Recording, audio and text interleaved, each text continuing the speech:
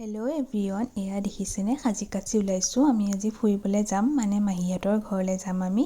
যিহেতু মাহীহঁতৰ ঘৰৰ বিয়া ওচৰ পাইছে, সেয়েহে তালৈ যাম। আৰু এয়া পালোহি আমি মাহীহঁতৰ ঘৰ।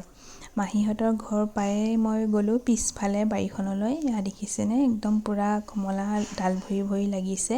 একদম কমলাৰ ভৰত মানে ডাল ওলমি গৈছেগৈ। আৰু এয়া দেখিছে ৰবাব টেঙা।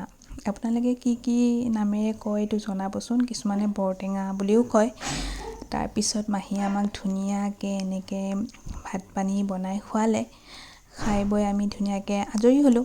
আৰু মাহীহঁতৰ ঘৰৰ বাহিৰৰ পৰিৱেশটো দেখিছেনে, ইমান ধুনীয়া, চাৰিওফালে সেউজীয়া। এয়া হ'ল আমাৰ মাহীৰ ছোৱালী অনামিকা। তাইৰ যাতে বৈবাহিক জীৱন সুখৰ হওক, সকলো মনৰ আশা যেন পূৰণ হওক, সেয়াই মই ভগৱানৰ ওচৰত প্ৰাৰ্থনা কৰিম। পিছে দুখৰ কথা যে মই বিয়াতহে উপস্থিত থাকিব নোৱাৰিম। এয়া মই তাইৰ বাবে লৈ গৈছিলোঁ অকণমানি এটা কেক। তাইও ভাল পালে। আজিলৈ আহিলোঁ, থেংক ইউ।